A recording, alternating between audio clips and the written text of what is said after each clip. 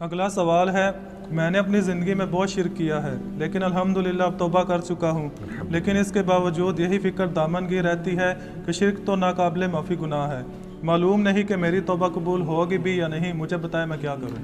آپ سب سے پہلے تو اس طرح کے خیالات سے توبہ کریں جو آپ کر رہے ہیں، ٹھیک ہے؟ اس کی وجہ یہ ہے کہ سورہ التوبہ کی آیت نمبر 70 میں اللہ تعالیٰ نے فرمایا کہ جو شخص توبہ کر لے سچے دل کے ساتھ، اور اس سے پہلے بڑے بڑے گناہوں کا ذکر ہوا ہے، ان میں سے ایک شرک بھی ہے، بلکہ اب یہ کریٹیکل سوال ہے تو میں یہ آیت پڑھ کے بھی بتا دیتا ہوں۔ پارہ نمبر 19 کے اندر جا کے سورہ الفرقان کی آیت نمبر ہے یہ 70۔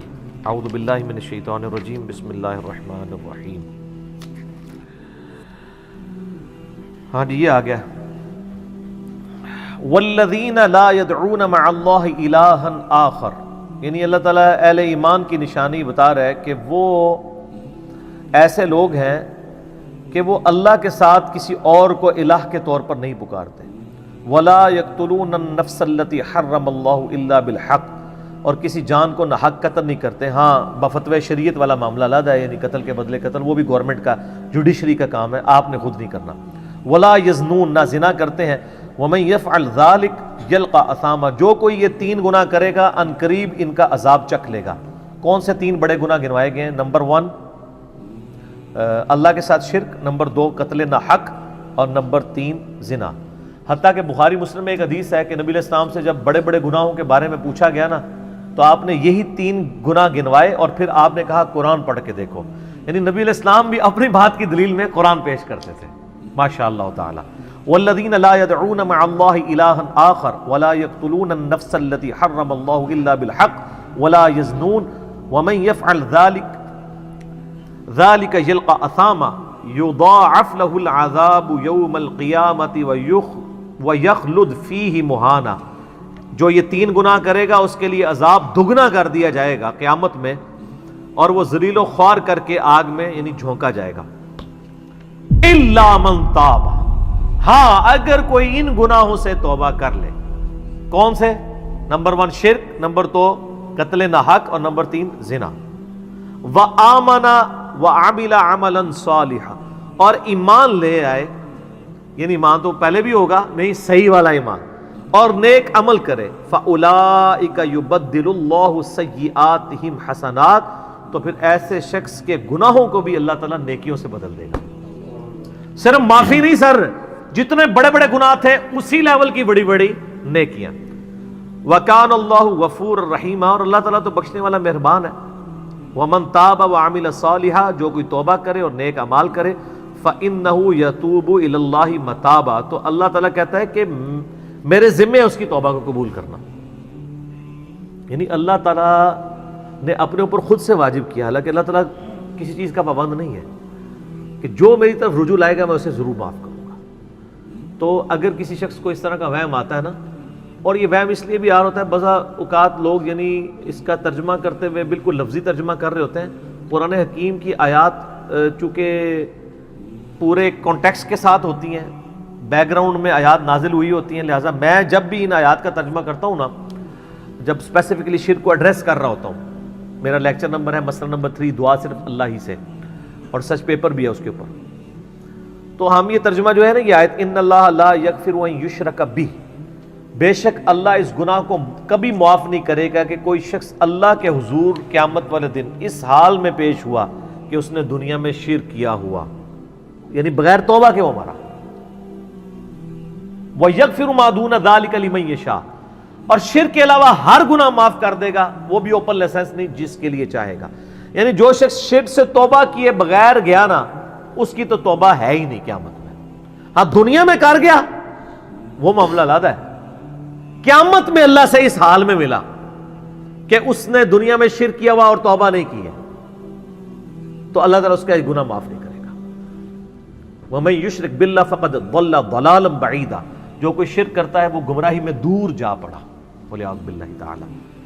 دنیا میں تو میرے بھائی جامعہ ترمذی میں حدیث ہے، نبی علیہ السلام نے فرمایا موت کے غرغرے سے پہلے اللہ تعالیٰ توبہ قبول کرتا۔ موت کے غرغرے سے مراد ہے نزع کا عالم طاری ہونے سے پہلے، جب کسی کو موت نظر آ گئی نا اب وہ توبہ نہیں کر سکتا، وہ تو قرآن حکیم میں ہے نا، فرعون جب ڈوبنے لگا تھا تو اس نے کیا کہا تھا، میں ہارون اور موسیٰ کے رب پر ایمان لاتا ہوں، بنی اسرائیل کے رب پہ. تو اللہ تعالیٰ نے کیا فرمایا تھا، الآن، اب لایا ایمان. حالانکہ ایمان تو لے آیا تھا، وہ گرگرا تو وہ لے ہی رہا تھا نا، غوطہ تو کھا رہا تھا نا. تو موت کے گرگرے سے مراد ہے نزع کا عالم طاری ہونے سے پہلے. اور اس میں ایک پوائنٹ کئی دفعہ ہائی لائٹ کر چکا ہوں، یہاں پہ بھی کر دوں. اگر آپ کو کسی شخص کے بارے میں یہ پتا چل جائے نا کہ اس کو لا علاج بیماری لگ چکی ہے اور وہ اب کچھ عرصے میں ایکسپائر ہو جائے گا، جیسے کینسر ہے، یعنی ہم نے یہ لرن کر لیا نا کہ کینسر جب 3rd سٹیج کے اوپر پہنچ جاتا ہے تو وہ انسان بچتا نہیں ہے. جس شخص کو کینسر ہوا ہے یا سپوز اس کے گردے فیل ہو گئے یا دل بالکل ایج پہ پہنچ چکا ہے، ایسے لوگوں کو یعنی پاکستان انڈیا میں تو لوگ چھپاتے ہیں کہ پہلے ہی نہ کہیں مر جائے. وہ سن کے کتنی حیران کن بات ہے کہ مسلمان جس کے لیے موت ایسٹ ہونی چاہیے، چلو کافر کو تو سمجھ آتا ہے، اس نے تو دنیا ہی کمائی ہے نا، مسلمان بھی یعنی مرنے سے پہلے مر جاتا ہے موت کا سن کے. ایسا تو نہیں ہونا چاہیے اصولاً. اور یہ ٹانٹ اللہ نے قرآن پاک میں یہودیوں کو دی ہے سورہ جمعہ کے اندر. یہ کہتے ہیں نا اللہ کے بڑے چہیتے ہیں، ان کو کہو کہ تم موت کی تمنا کرو اگر تم سچے ہو. اگر تم اللہ کے چہیتے ہو تو پھر موت تو تمہارے لیے خوشخبری ہونی چاہیے، لائبلٹی نہیں ہونی چاہیے، ایسٹ ہونی چاہیے. اب یہی تان ہمیں بھی آ رہا ہے. مسلمان کی حالت تو نہیں ہونی چاہیے اس کو موت کا پتہ چلے تو جناب وقت سے پہلے ہی مرنے کی کوشش کرے. تو لیکن آپ یورپ امریکہ میں اگر کسی کو بیماری ہو نا، اس کو بتا دیا جاتا ہے کہ سر پلان کر لیں 6 مہینے ہیں، اور 6 مہینے بھی ان کے پلان ہیں، وہ 6 سال بھی ہو سکتے ہیں، 6 گھنٹے بھی ہو سکتے ہیں، وہ تو اللہ کی مرضی ہے. وہ ایک ایسٹیمیٹ بتاتے ہیں. یہاں پہ لوگ چھپا لیتے ہیں. اس کا نقصان یہ ہے کہ نہ وہ اپنی لائف کو یعنی کوئی وراثت کے پوائنٹ آف ویو سے مینج کر سکتا ہے، اور سب سے بڑھ کے اسے توبہ کی طرف آپ کو لانا چاہیے. میں تو کہتا ہوں کسی کو کینسر ہو گیا ہے، ابھی اس میں موت کا غرغرہ نہیں آیا، کوئی کینسر ہوا ہے نا، پتہ نہیں کب مرنا ہے، ٹھیک ہے نا، نزع کا عالم بھی نہیں ہے، اس کو سب سے پہلے بتائیں کہ بھئی تمہیں لا علاج بیماری ہے، تمہاری ڈیتھ کسی بھی وقت ہو سکتی ہے، اللہ کی طرف رجوع لاؤ. سر اس نے پوری زندگی بھی عیاشی کی تھی نا، وہ اپنی آخرت مینج کر سکتا ہے. وہ تو خیر کر سکتا ہے، ہمیں بھی اپنی آخرت مینج کرنی چاہیے. روزانہ مرنے سے پہلے توبہ کرنی چاہیے. روزانہ ہم مرتے ہیں نا. صحیح بخاری میں حدیث ہے نا، نبی علیہ السلام رات کو سوتے ہوئے کیا دعا مانگتے تھے، اللہم باسمک اموت و احیا، میں تیرے نام پر مرتا اور جیتا ہوں، یعنی سوتا اور جاگتا ہوں. کیونکہ صحیح بخاری میں حدیث ہے موت جو ہے وہ نیند کی بہن ہے. اور جب آپ صبح اٹھتے ہیں تو وہ بھی صحیح بخاری میں دعا ہے، الحمدللہ الذی احیانا بعد ما اماتنا والیہ النشور. تمام تعریفیں اس اللہ کے لیے ہیں جس نے مجھے مرنے کے بعد زندہ کیا، یعنی موت کے بعد زندہ کیا، اور میں نے پلٹ کے اس کی طرف جانا ہے. تو رات کو سونے سے پہلے توبہ کریں. اور سب سے بیسٹ توبہ تو وہ بخاری مسلم میں حدیث ہے، جس نے رات میں سورۃ البقرہ کی آخری 2 آیات پڑھ لی اسے ہر چیز سے کفایت کر جائیں گی. آمن الرسول بما انزل الیہ من ربہ والمؤمنون کل آمن باللہ وملائکتہ وکتبہ ورسلہ لا نفرق بین احد من رسلہ وقالوا سمعنا واطعنا غفرانک ربنا والیک المصیر لا یکلف اللہ نفسا الا وسعہا. آنورڈ. اس میں تجدید ایمان بھی ہے، اللہ پر ایمان، کتابوں پر، فرشتوں پر. اس کے بعد دعائیں ہیں، ربنا لا تؤاخذنا ان نسینا واخطانا. اس کے اندر توبہ شامل ہے.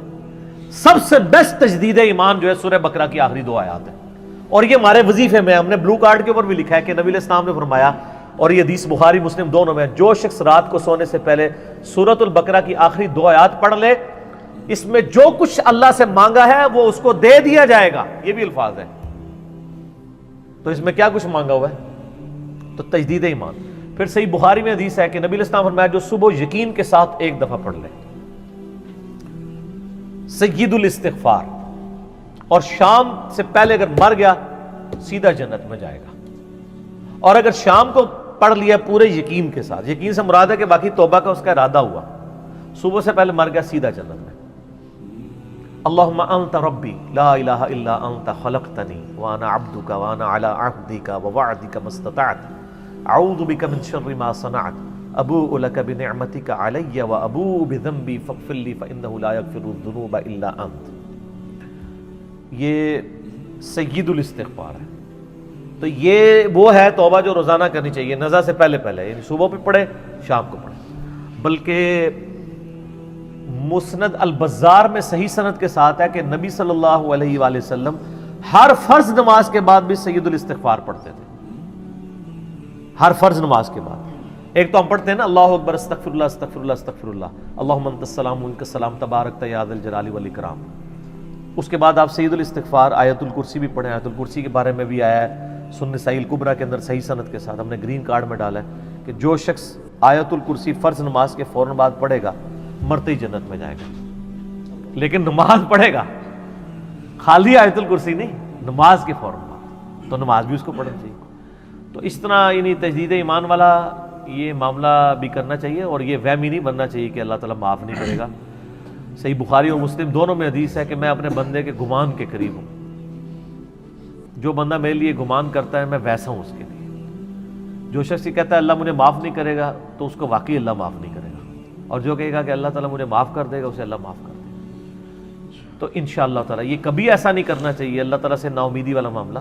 آپ اپنے رب کے وعدوں پر، نبی صلی اللہ علیہ وسلم کے وعدوں پر یقین رکھیں کہ جس شخص نے سچے دل سے توبہ کی ہے اس کی نہ صرف توبہ قبول ہوگی سورۃ الفرقان آیت نمبر 70 کے تحت، بلکہ اس کے گناہوں کو بھی نیکیوں سے بدل دیا جائے گا۔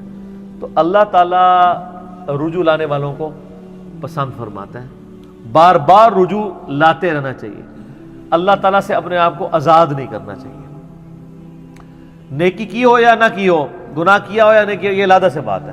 نبی علیہ السلام سے بڑھ کر کون نیک ہو سکتا ہے؟ صحیح بخاری میں حدیث ہے کہ میں بھی روزانہ 70 سے زیادہ دفعہ اپنے رب کی طرف استغفار لے کے آتا ہوں، استغفر اللہ و اتوب الیہ، نبی علیہ السلام۔ اور یہ 70 کا عدد آپ نے کثرت کے لیے بولا ہے۔ عربی میں 70 کا مطلب 70 ڈیجٹ نہیں ہوتا، 70 کا مطلب 1000 دفعہ بھی ہو سکتا ہے، 10,000 دفعہ بھی ہو سکتا ہے، 100 دفعہ بھی ہو سکتا ہے، کثرت کے لیے بولا جاتا ہے۔ تو استغفار تو بندے کی ضرورت ہے، یہ اللہ سے ایک نیکی ہے، اور ہر چیز کے ساتھ استغفار اٹیچ ہے۔ آپ دیکھیں کہ محفل سے اٹھنے کی جو دعا ہے اس میں استغفار ہے، سبحانک اللہم و بحمدک اشہد ان لا الہ الا انت استغفرک و اتوب الیک، سنن نسائی میں حدیث ہے۔